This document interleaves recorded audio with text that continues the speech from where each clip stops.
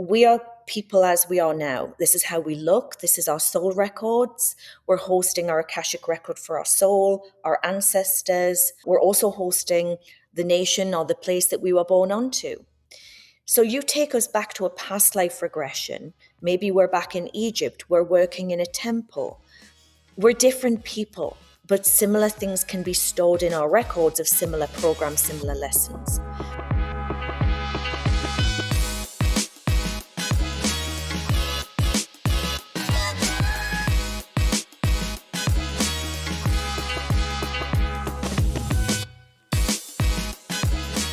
Welcome to the Awaken Magazine podcast, where influential conscious leaders come to share the real stories behind their spiritual journey and how they're helping others awaken to love.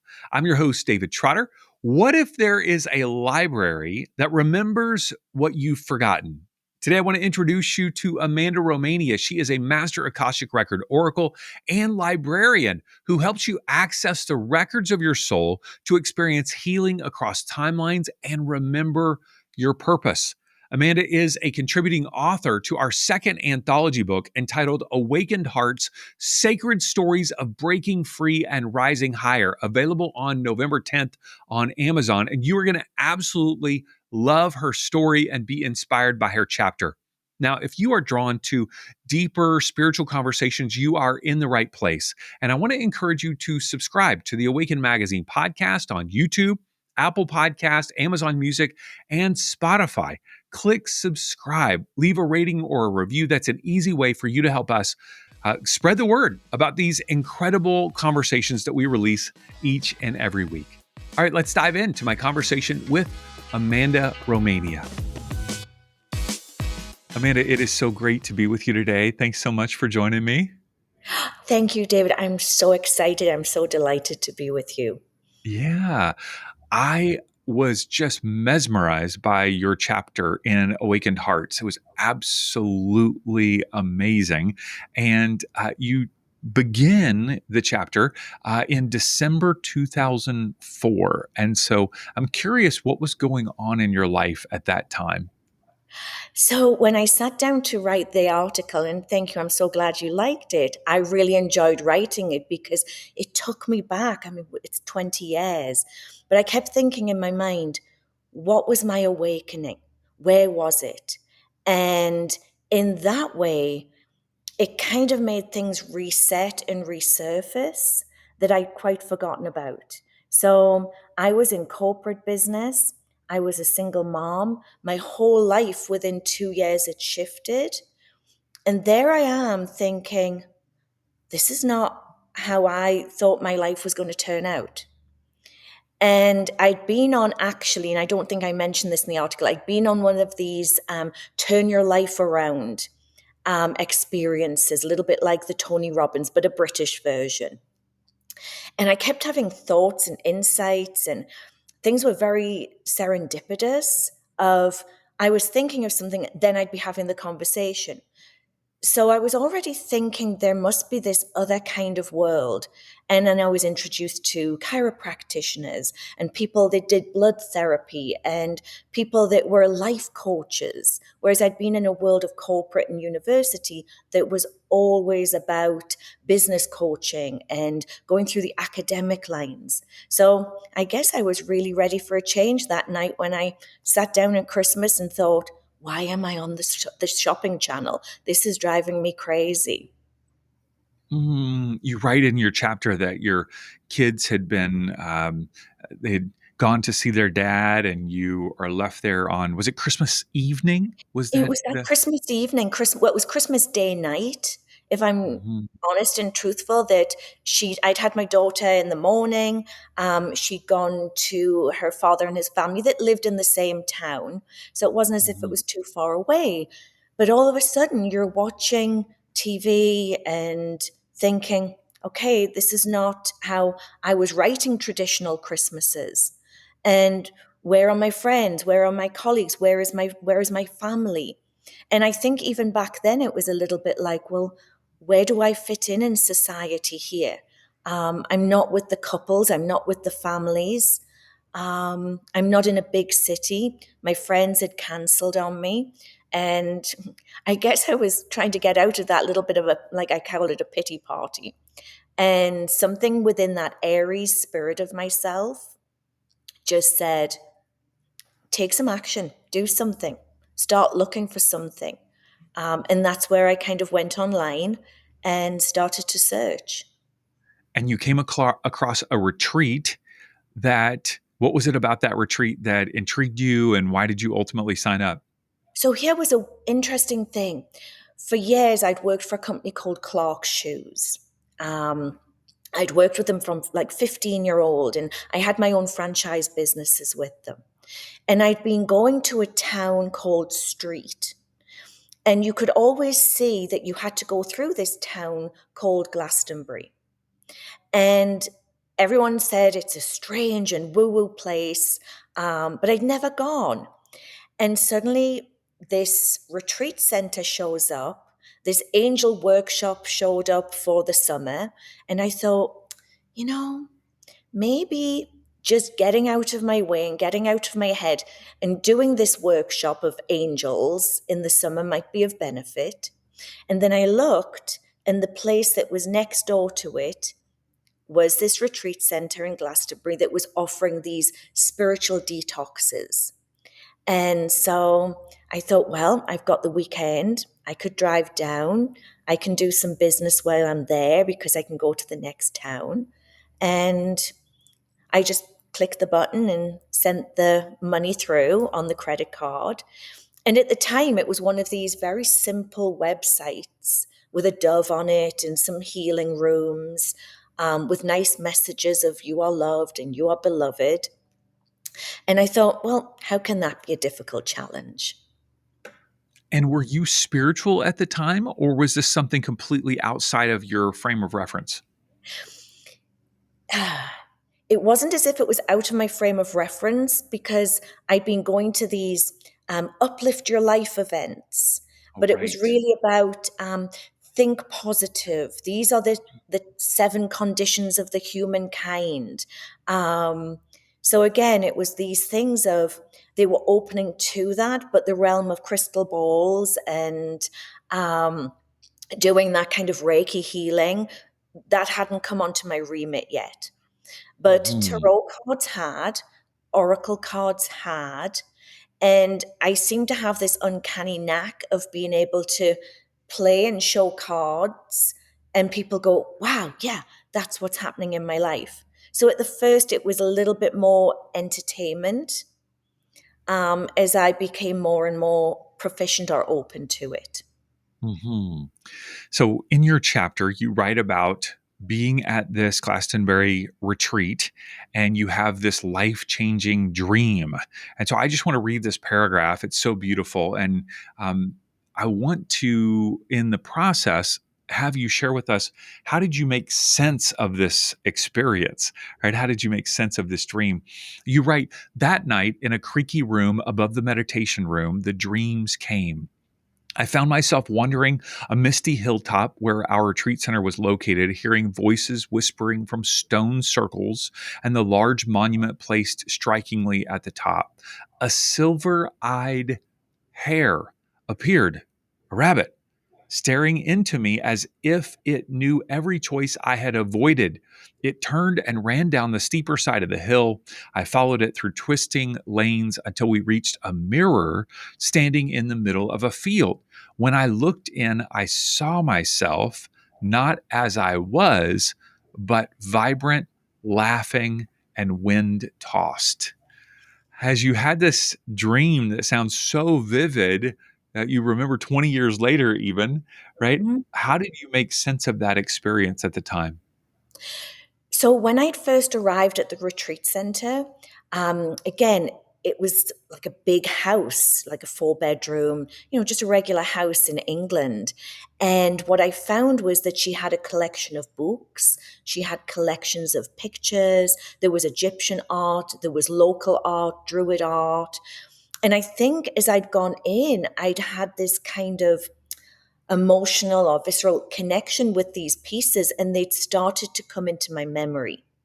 So that when I had the dream, it was a little bit like that 5 o'clock in the morning. You wake up and it's a strange place, and you think, I'll just go back to sleep for a little bit. So it was that really deep, deep dream that when I Mhm. woke up, I was like, did that just really happen? Um, and at that time, nobody else was staying. It was just Isis and I. And at first, I just thought, this is some nice older lady. We seemed to get on really well together. We talked about soup and sat in the kitchen. And suddenly I began to think, well, maybe this is a little bit more and different when, like I said, I'm stood in the garden with green detox juice and they're doing that cleansing and the drumming and the singing bowls. And I kind of just took that experience in. And I think that's what carried me that 20 years of all the metaphysical healers and teachers I've come across, the shaman, the indigenous that I've lived and worked with. Sometimes these strange experiences will happen. And if you just let it happen and just take it for what it is, magical things can happen. So not only did you go on a retreat to Glastonbury, but then after that, you went to Egypt. And how long was that? The distance between the first retreat and the second experience? That was only about 10, 12 weeks. Okay, It so was very very sharp to turn around. By the time I got back home within a week, Isis had sent the brochure. She was a great spiritual mentor in the fact that if she'd been in business and marketing, she would have been a great teacher. She was very strategic. And I saw the brochure and I felt, and to be honest, David, I was looking for community. I was looking for like minded people that went into businesses, had corporate jobs, but at the same time were searching for something a little bit more unusual. And Mhm. Egypt seemed to fit the gap. I had nobody else unless you were kind of going on a girls' weekend. I didn't really have people to go on vacations with. Mhm. And my daughter and I, we were going on little trips, but I wanted something for me. I wanted something more. Yeah, amazing. So you go with Isis to Egypt. You're at the Philae Temple, and you had, I guess, really what you would call your first experience channeling the Akashic records. This is just so profound in your chapter. If you could describe what was the situation and how did this come through you? So we'd started off a little bit before. I thought everything was going to be 2 weeks with over 40 people. Nothing's going to happen till we get to the pyramids at the end. I'd already had this experience in Abu Simbel, but hadn't been able to vocalize it or speak of it. It was just kind of like bits of words and hearing messages. And there I am. We're at Philae Temple. We've done whatever ritual or work or teaching there was to be done. And there's these few ladies and they're crying. And for me, I've always had businesses where there's been always a lot of women. So shoe shops or teams of females in children's departments. So for me, it was very natural for me to take over a leadership role and not to tell them what to do, but to be there in a comfort facility. And the minute I touch their hands, I'm seeing these stories. And one of them was saying, I see an earthquake. And I said, yes, this is what happened, and the earth and that. And I was able to kind of put together some kind of story. And it wasn't just a story that they're listening to. One of them said, I was born during that kind of earthquake. I was born in Greece and we actually had that. And so they're filling in the story at the same time. So within the matter of 15 minutes, these ladies had gone from this, oh my gosh, emotional overload experience to, wow, that's something that we can remember about ourselves. It's something we can learn about ourselves. We can understand why we felt like this. And that's where the Akashic therapy started. Because it wasn't just a, well, you were here in Egypt and you were here during the times of Akhenaten and you went to this temple and that happened to you. It was a case of that's in your library, your soul records. and we're going to help you heal that, clear that, or understand that. And that And as came so that's, natural. I was just going to say, as that's coming through you, how did it feel? Like, were you surprised at it yourself, or did it just feel like, no, this is what I'm supposed to be doing?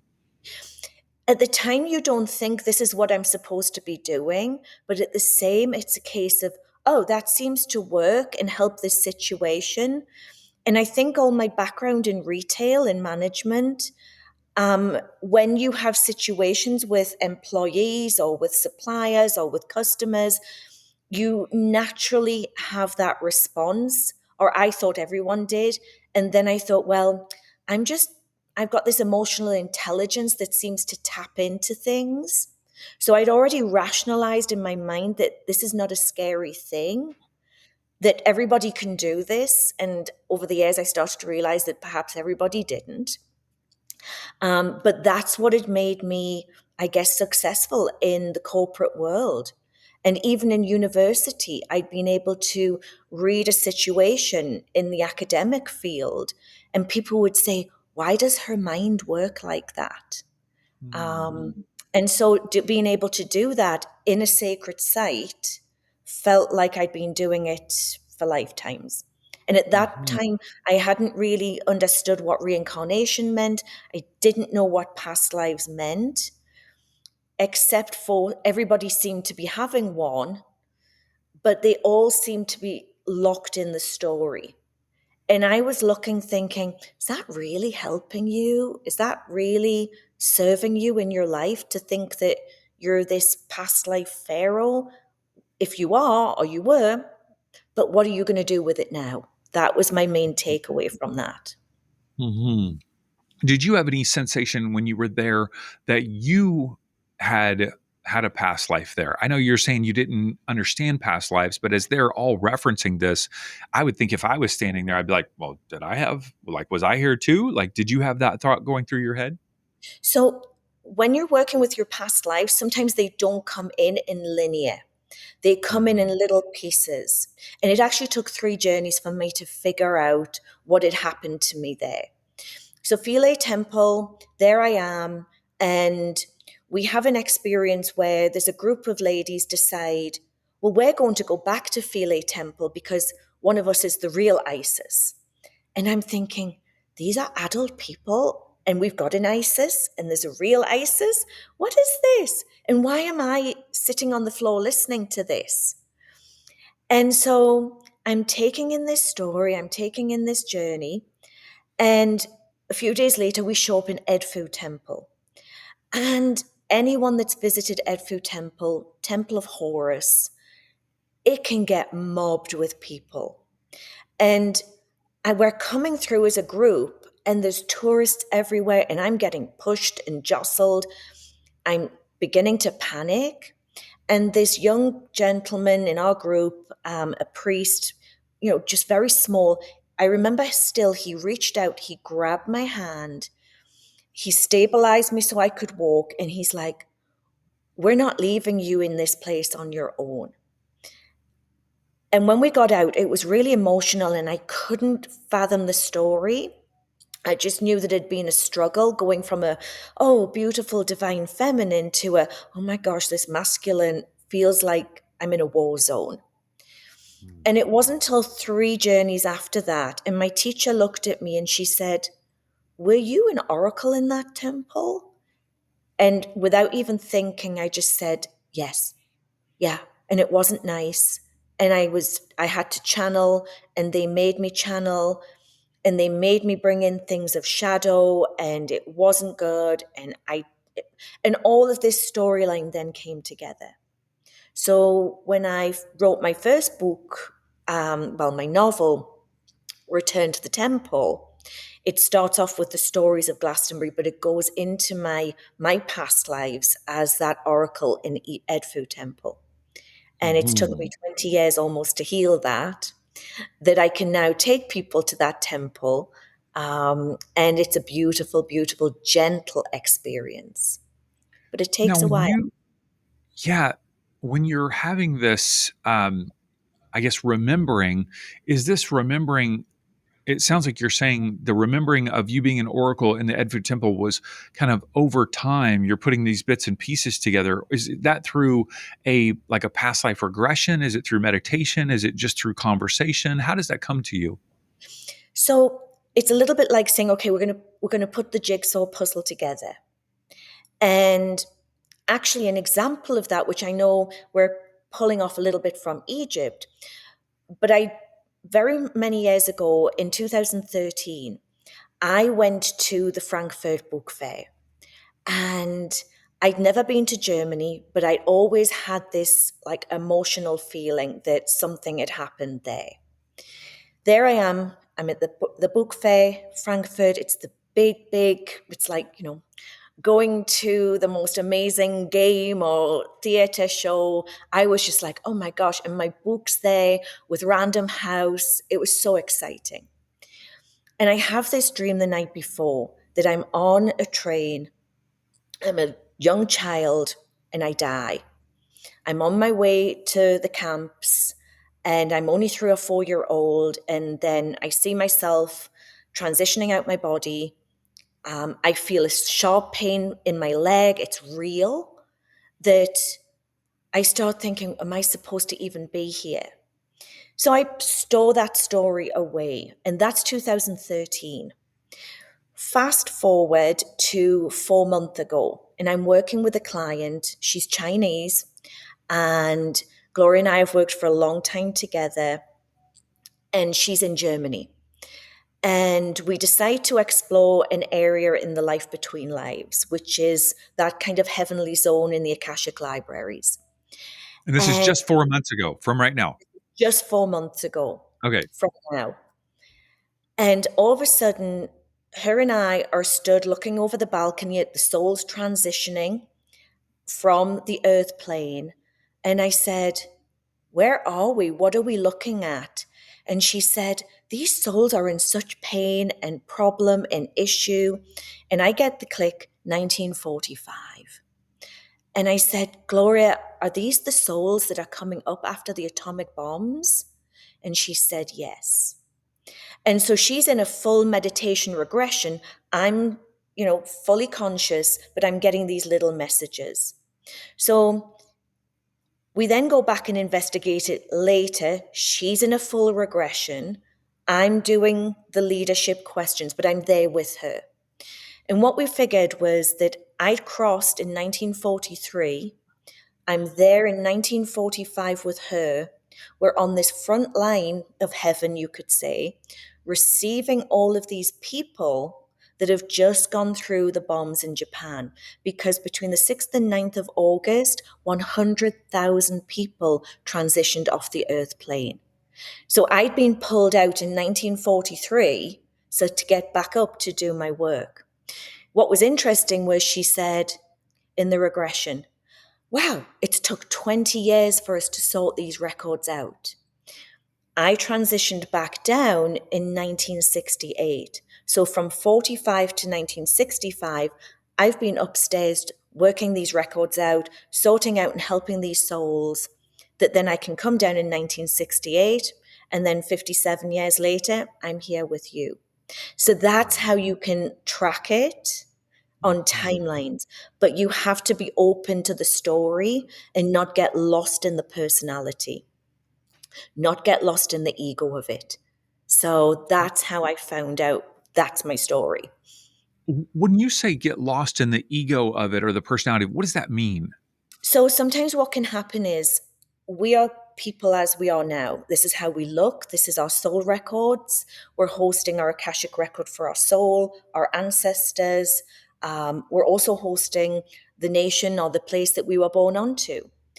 So you take us back to a past life regression. Maybe we're back in Egypt. We're working in a temple. We're different people, but similar things can be stored in our records of similar programs, similar lessons. If you try to go back in and be that person or be that archetype again, you can do it to clear things through history, but it may not be aligned with your present life record as you are now. And so for me, when people will say, oh, yes, I was this, and this person, I will often say, yes, but you are who you are now. So very often, if I'm taking people through a past life regression, I prefer to have them observe themselves rather than step into themselves, Mm. because you can actually then start running two records at the same time. And why would you repeat it if you weren't going to learn from it and move through it? So sometimes the Mhm. ego can take over, because sometimes we'll hear people say, oh, I was this person in history. And that's fair. But I've been on journeys where we've had four Mother Marys on that journey, and it can get a little overwhelming. And what my thing is to explain is, you're channeling her frequency. Maybe you were with her, maybe you were her, but use that as your benefit and channel that energy and that beauty and grace and kindness. Don't get lost in the person and the story or the cinematic version of it. It's so good, Amanda. I don't know how much you know about my story, but I've only been in this community, in this world. I was slowly taking my feet into it over the last 6, 7 years, and really the last 3, 4 years, have really immersed myself. I was a Christian pastor for over a decade, like 1998 to 2008. And so some of these concepts, I'm coming into them. I guess I would feel like an outsider as I'm learning these things. And one of them that's so fascinating when you're stepping into the spiritual community is past lives. And some people seem to be very fascinated by, this I hate to say concept, but the experience, right? And I have such the same experience that you're describing, where people I was this king and I was this queen and I was this, and I'm sitting there going, how come nobody says I was this servant that had a most boring life ever? Nobody brings that up, you know? And I do so that. I love how you described, it's like, oh, no, no, no.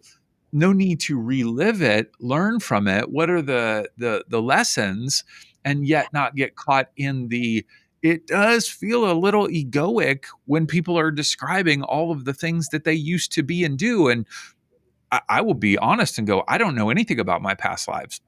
And so it's kind of funny, even for people who are newer to the spiritual community, to go, geez, I'm like nobody. I don't even have a past life that I know. Yeah, yeah, Right? So absolutely. And fascinating. it is. And because sometimes it can get lost into the glamour. And, Yes.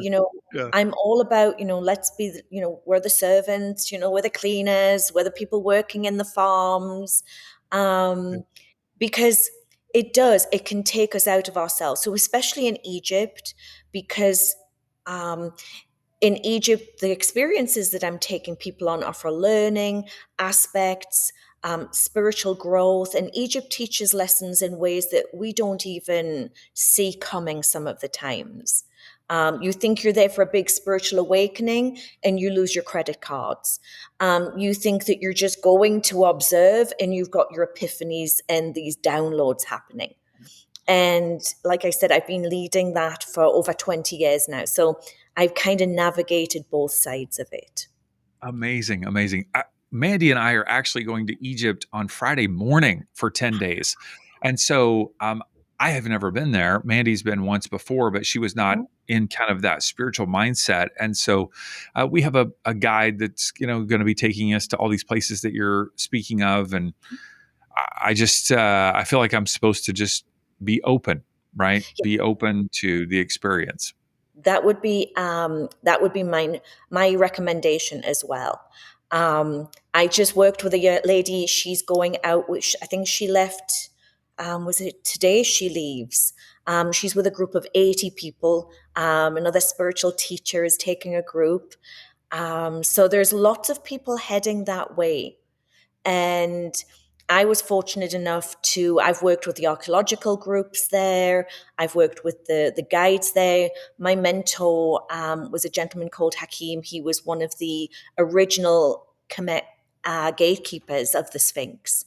So I've Wow. been able to, over the years, work with all the different aspects. And in 21, I actually took myself on a tour with Zahi Hawass. And he's that famous archaeologist that has just done a tour of the US. I And saw a so, picture of you with him as he was signing a book. Yeah, yeah. yeah, I've spent time with Zahi, and he's an amazing character that he keeps his truth of the archaeological terms. And then you will ask him questions, and he will say, well, yes, of course, there's shafts and there's this, but there's no tunnels. And so, spending private time with him, I was able to ask the questions I needed to ask. Because in Mm, 2019, I was able to physically go under the Sphinx. There was a mm. small shaft at the back, and I'm known for crawling into dark holes and tombs and going on ladders that I shouldn't be. But yeah, I did that in 2019. And so I've had Amazing. many adventures. Amazing, amazing. I was just at the San Diego Transcendence Retreat last weekend, and I sat down with a woman who I don't know is a psychic, reader, also a PhD in psychology, and we drop in, and it's just a quick, 5 minute reading. And I'm always open to these things. And she says to me, she goes, you're surrounded by everything, images of Egypt. I mean, I just see Egypt all around you.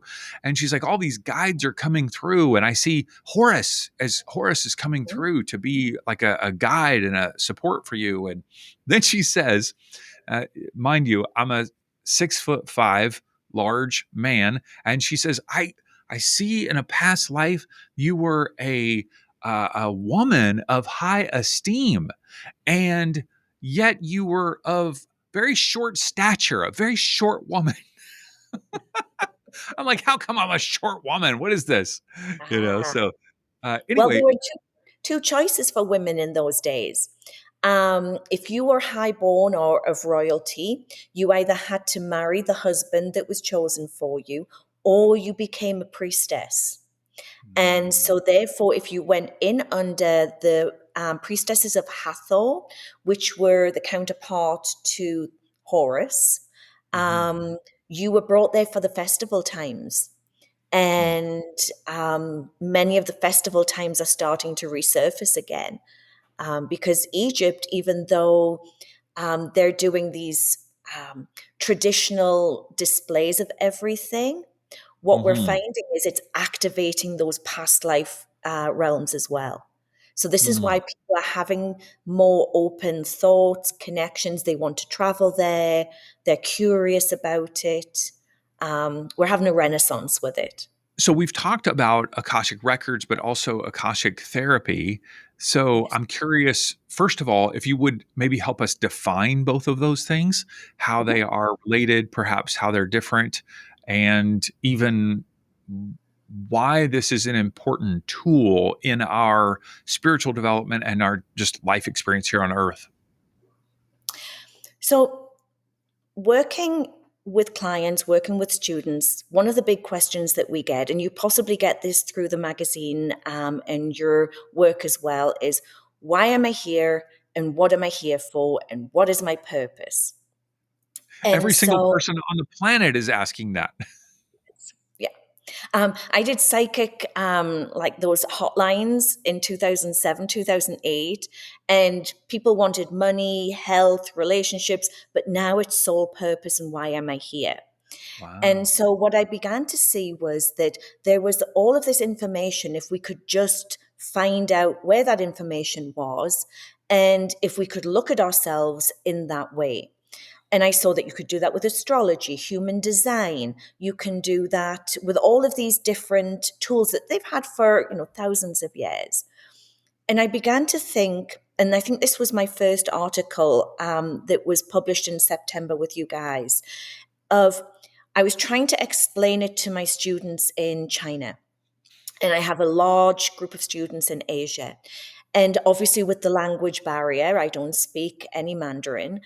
I was trying to think of something simple or a way that they could see it so that it wasn't like the Akashic Records was like this gray mist or this scary subject.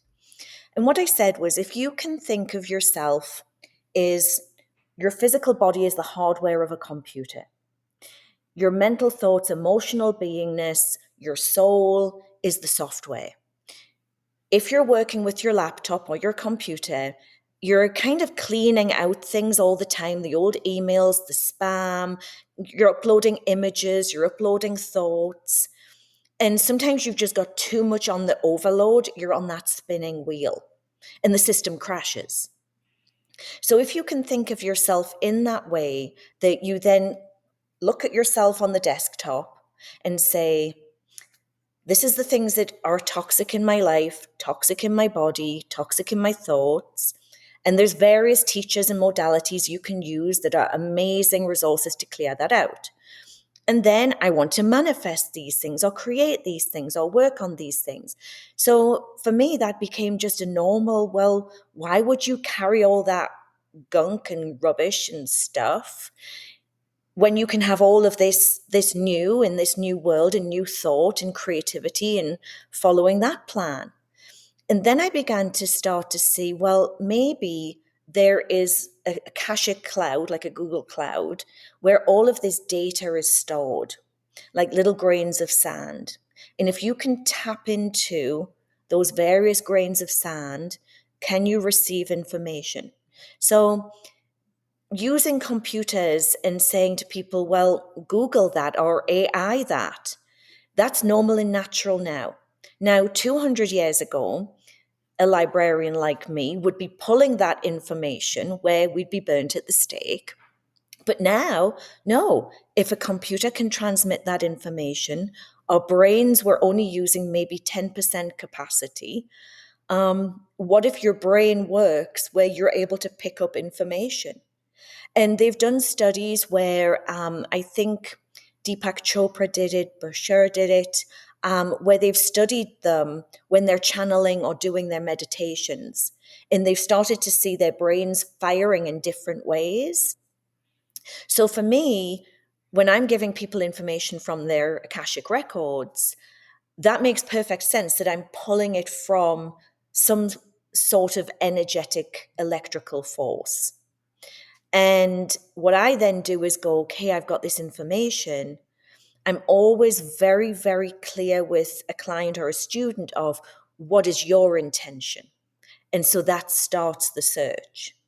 And then we will always circle back to the intention.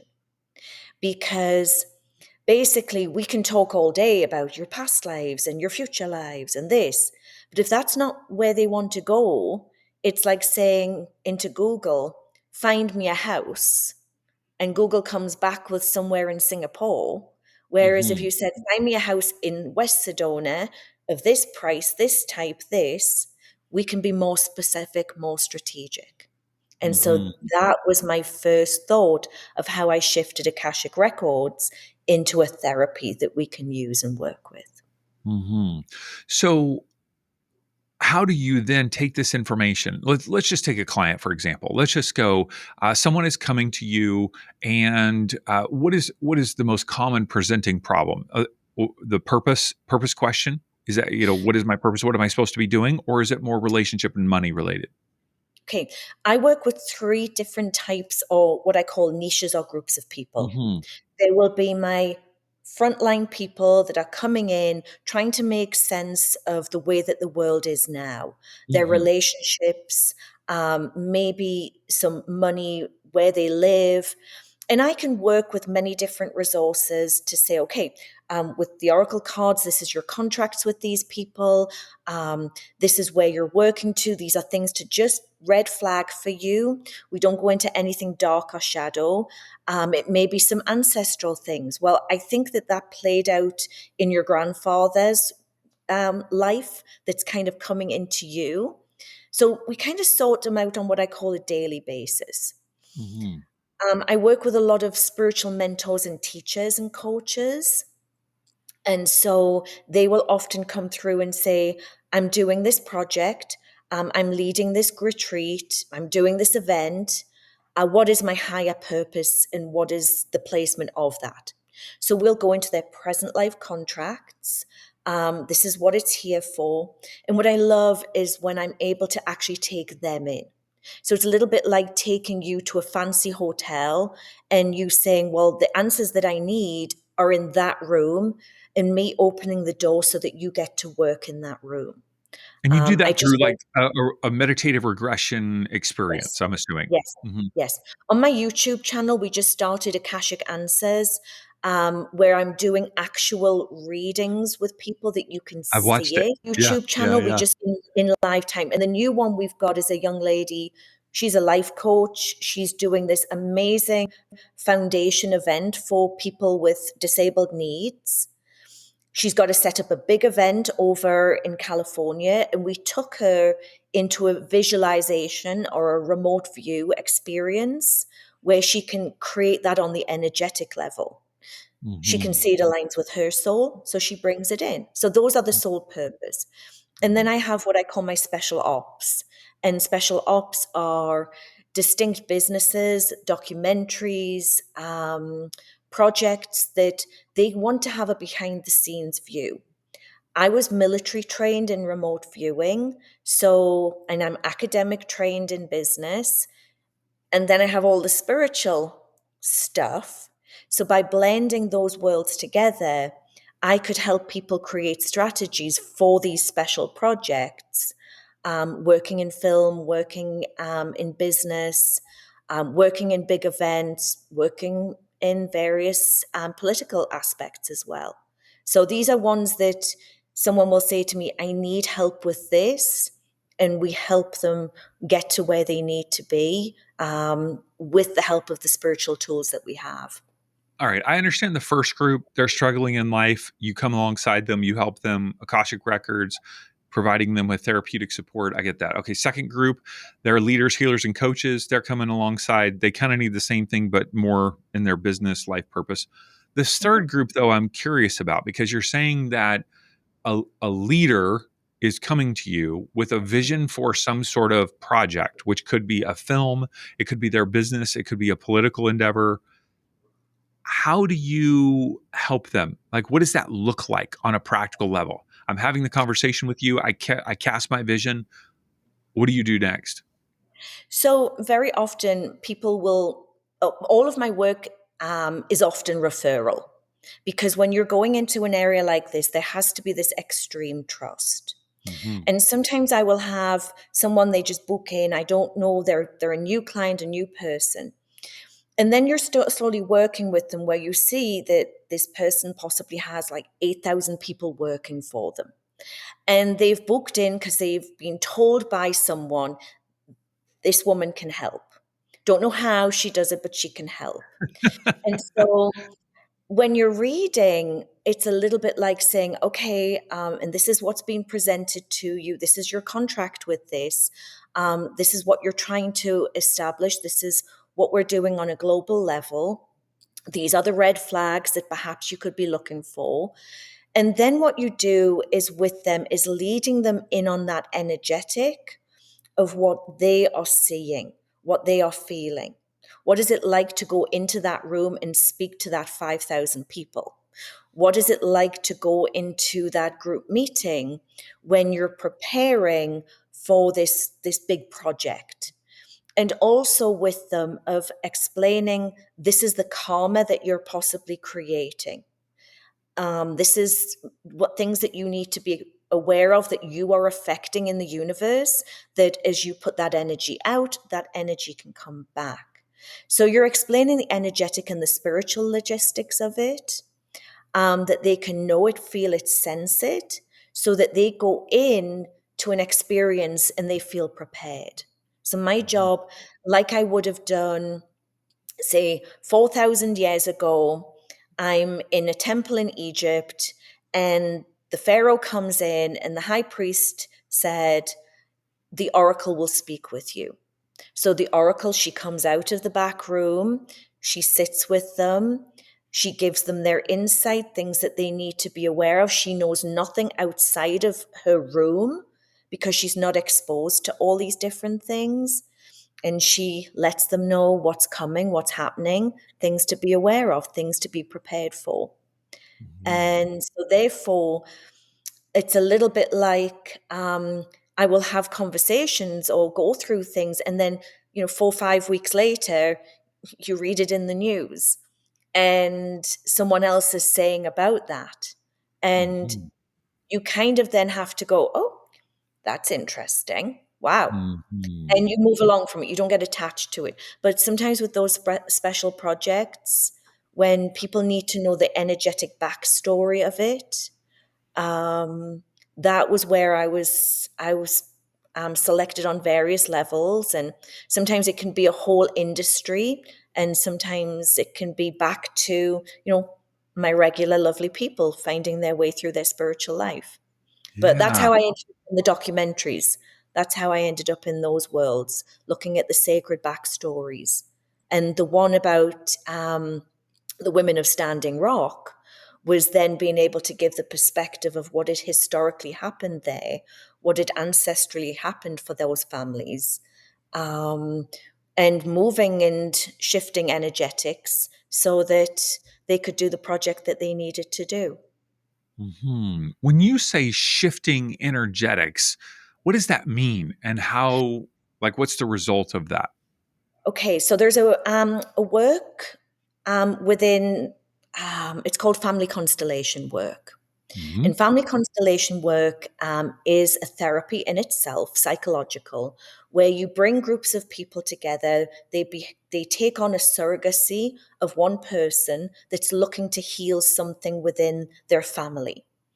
And I did this work years and years and years ago. And it made me so physically ill, I never forgot, because everybody picked me in their archetype story. And I didn't know how to protect, didn't know how to clear my energy. I learned very quick.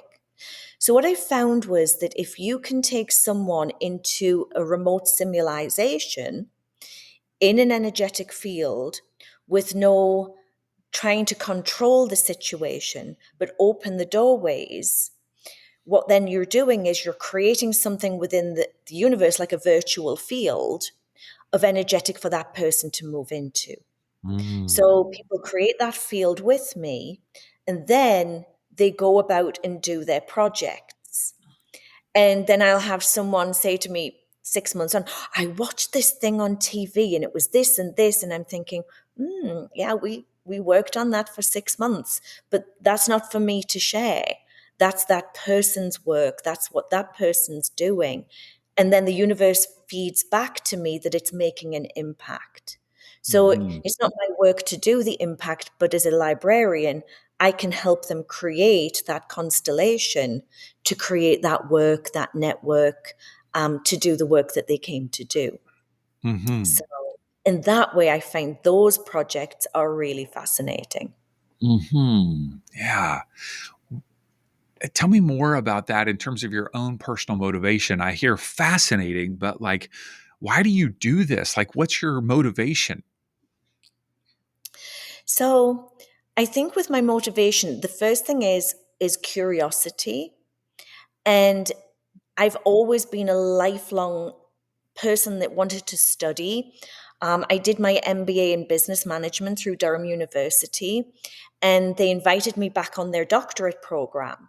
And so I would be sitting in these academic situations with leaders from around the world, and they're looking at me like, who's that strange girl? She's kind of sat there. She doesn't look like she belongs with us. But I can all of a sudden start talking and giving insight, and the information just comes to me. And when I was working in that, we had shared professors. We had one from Harvard, one from Stanford, and actually the American professors understood me. And my topic was, why do people like Steve Jobs and say Estee Lauder and these people that are massive titans in business and industry, why are they so successful? And they talk about it as, oh, my angels came to me, and oh, I was successful with this because I manifested it. And people don't understand what they mean by that. So my thesis was about what is the backstory energetically and spiritually of these people and these leaders, that they're changing things, but they have a whole backstory that's kind of based in spiritual ethics. And they Mhm. kept sending me to the education religious departments. And I can debate, theology all day, but I was so curious of well, what does that mean in the world? So I made it my life's project, my life's work, that I wanted to explore those realms. I wanted to help other people explore it. And because when I started working in the life between lives, I started to see so many souls coming up off the planet with unfinished business. Hmm. And I remember when things have happened, and I have now teams of librarians that I kind of work with upstairs. Like you'll hear people say, yeah, I'm working with the Octurian ships, or I'm, working with this council. I have my people up there and they're like, Amanda, we're exhausted, we're overloaded. Um, People are not doing their unfinished business. They're not healing their relationships. They're not making their peace with things. They're coming upstairs with bags of sorrow and bags of this and bags of that. And my thing was, well, if I can help down here in real time, helping souls shift that baggage. Hmm. Um, I worked for, it was a good 6 months. I worked with a lot of death doulas. And someone was making actually a documentary in Helsinki that I was connected to. And I actually saw at the film festival there. And they all said the same. People getting to that end of their physical life, many of them all had the same issues of I didn't say this, or I didn't heal that, or I didn't express that. Hmm. So with the death doulas, we created a way where they would help people document records or letters that when they'd gone, the letters could be distributed. And Ah. so things like that are helping my teams upstairs when people are crossing through. Now, I will say this, there's a lot of people now crossing going, I had a good life. I had great children, didn't have much money, didn't have great health all the time, had some issues with my parents, but I remember being grateful at the end. I remember feeling happy at the end Hmm. that my life had been well spent. And these people transitioning through, that's what ascension is to me. And you too, you hear it all the time. I'm going to ascend, but I'm not happy with this earth life. I want to get off the planet. And my Hmm. thing is, just stay with me a little bit longer. Let's see what we can help with. Let's make it a little lighter. And Hmm. that seems to lessen the load. Beautiful, beautiful. I want to hear for a moment about your Akashic Records Oracle cards. What motivated you to create this deck, and how can people utilize it? Yeah, Yeah. it's beautiful. So anyone that's worked with Oracle cards, you will know that there's been an revolution in the marketplace. 500 years ago, we started off with tarot and playing cards in the chambers of royal houses and the mystery schools through Europe. And over time, they evolved. And we had a beautiful lady who was very much in an angelic presence, and she created many, many decks and many, many different themes that we could work with. That was like 20 years ago. And, she's evolved and she's moved on from there. And there's been many, many authors come through with their decks and their interpretations. And I was working with, say, like 1,000 of these cards. I had like multiple decks. And all of a sudden it was like, well, this is great and it's giving me information, but it's not doing anything active for my people. And I'm still script writing these records. I'm still trying to craft out of a channel, changing a contract, a curse, or a spell. So I think it was 2017, 18. I sat down with my wonderful assistant, Jen, and I said, okay, these are the key things. If you're going to read and rewrite and clear records, these are the things you need. You need the chakras. You need all of the different past lives, present lives, future lives, cosmic lives. You need the curses card. You need the wars card. You need the karmic board card. We crafted it. We did a prototype. We printed it at Staples, and I began to work with it. And I began to work with it where it was giving me so much quick, fast information that we then did 100 decks. We worked with many of the people that had studied with me, and we started to get profound feedback. Feedback that was, Amanda, this shifted when I worked with this, and this came into my mind when I worked with that. So the channel became faster and quicker. I was working with an agency out of Beijing during COVID, and they picked it up. So now all of a sudden, we've got hundreds, if not maybe thousands, of these decks going out. And it's all feeding into those librarians that were doing the work here on the earth plane. So that became an intrinsic tool. And this is kind of the fourth version of it. We keep upgrading it, better paper, gold leaf. But it became a tool that anyone reading their records can work with. But because Mhm. it's live, like the master deck, which is me, is live, present, holding space, their decks are live as well. And so that's been this really unique experience that I've found is profound in my work that's taken it to that next level. I want to hear more about that word live because when I saw that on your website, honestly, I didn't know what it meant. Live? What do you mean live deck? What like tell me more about this. What makes it live and what is that how is that different than another deck that I might pick up? Um, if it's, I've also tested it out. There's a couple of different teachers out there. Colette Baron Reed, I would consider her decks alive. Um, Cheryl Yamrak Rose, another author, she does Mary Magdalene decks. I would consider her decks alive. And this is because these are active artists, artisans, teachers, oracles in their own right.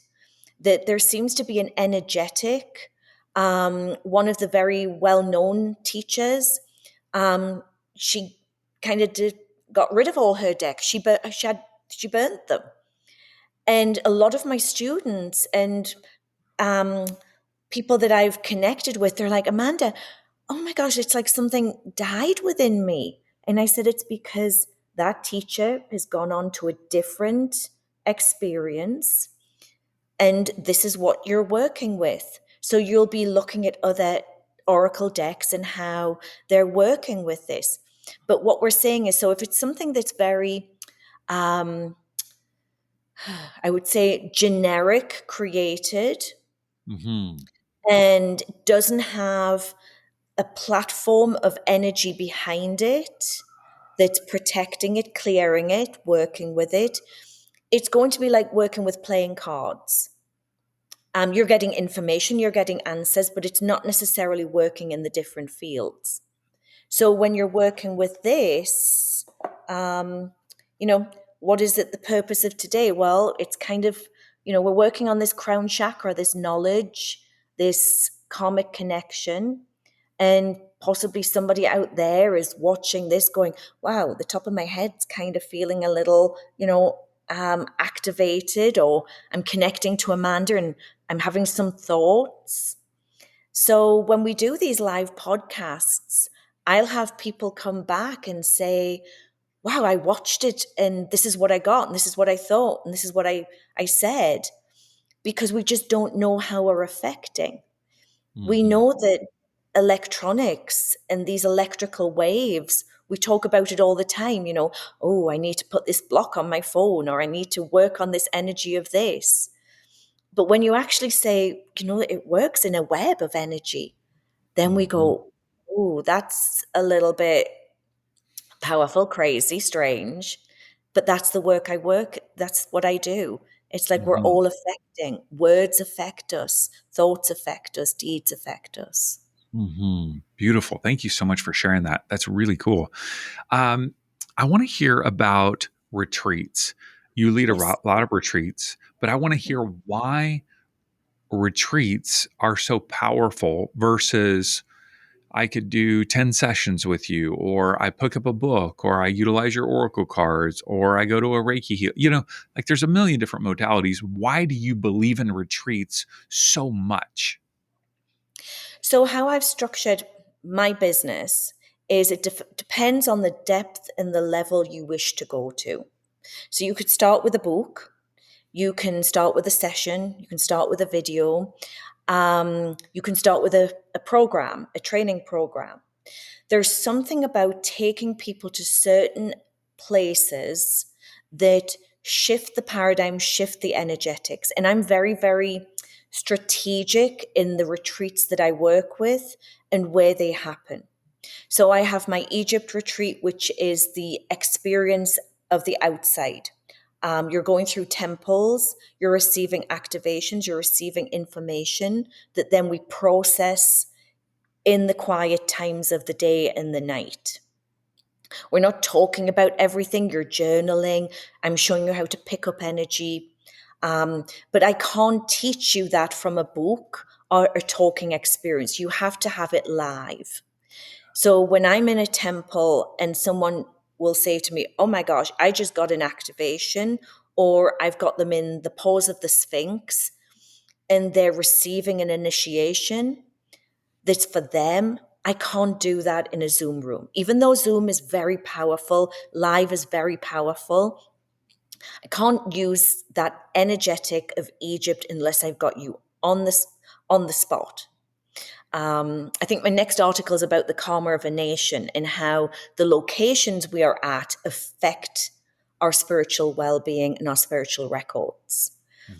So that's Egypt. Costa Rica is an immersion retreat. When I take my groups there, I'm literally taking them out and putting them into an immersion pod. We use an amazing place in Costa Rica called Verdesana. It's a retreat center that's highly situated in the mountains, very high vibration, energetic. And yeah, it's a 5-star experience where everything is taken care of so beautifully that for someone looking for self-worth, for self-connection, to be able to connect with those pure, beautiful energies of, I think we did dragons, we did 88 Lionsgate, we did cosmic. And these were a group of women we just had where they're spiritual, they're enlightened, but this was about them feeling very safe in a womb that they could explore this and be emotionally vulnerable. Mm. And so each of them went through their own journey, um, and they did that in their own time, but was an immersion safe experience. So there's Mhm. not these other externals. Mhm. And then the third type of retreat is when people are bringing retreats here to Sedona, I facilitate on them. I don't host my own. I go and do teaching and private session and sit in on their retreat as the Sedona experience. Mhm. And that's worked well for me. Mhm. So So that's my next. 2000 Yeah, thank you, thank you. So 2026, you have one scheduled in Egypt, April 24th through May 4th, and Yes. then one in Costa Rica, August 6th through the 11th. Are those still open, or is it waitlist only at this We're point? waitlist. We're waitlist on both, and we are just now pre-registering for April Egypt 27, and we're pre-registering for Costa Rica August of 2027 as well. Mhm. Because I only take Egypt is a group of 18, Costa Rica is a group of 16. Mhm. I've learned from my days with 45 people. Yeah. Um, it's not my preferred. Yeah, Um, yeah. doesn't align with my work. And I have this all the time. Well, what about this and what about that? And well, that works for other people doing amazing work out there. For the work Sure. I want to do, I like to keep it in that niche. Beautiful. All right. So people can book a one on one session. They can get the Oracle card deck, your books. They can access information on the retreats. They can book you to be the secret superpower behind the curtain to any CEO or filmmaker. That would be awesome. I think I might be calling you, Amanda. So, where can people connect with you and follow your work? Yeah, it's really super easy. Everything is under my name, Amanda Romania. There's not many of us out there with that name. It's www.amandaromania.com, amanda@amandaromania.com. I'm on the socials of Instagram and Facebook. And like I said, we just launched YouTube with our Akashic Answers videos. And of course, I'm going to be there as a monthly contribution in the Awaken magazine, which I'm so excited to write for because I'm able to kind of bring things that are more broader and kind of explain that esoteric aspect of it. And for me, it's been exciting because it's like me finding my voice, that I can be a contributing person with that group. So I look forward to people, if there's topics or thoughts, please reach out to us because I love answering their questions. And how I do it is through the articles and through the pieces that I write and the pieces that I show up on social media with. Wonderful. And of course, people are going to love your chapter in the Awaken Hearts book, volume 2, coming out in November 2025. So excited for people to read your story there. Amanda, thank you for all that you're doing in the world. I just love this blending of this business and uh very like a high end approach to just like living and life, and then this esoteric and desire to help people, but it's so practical. It's just so practical.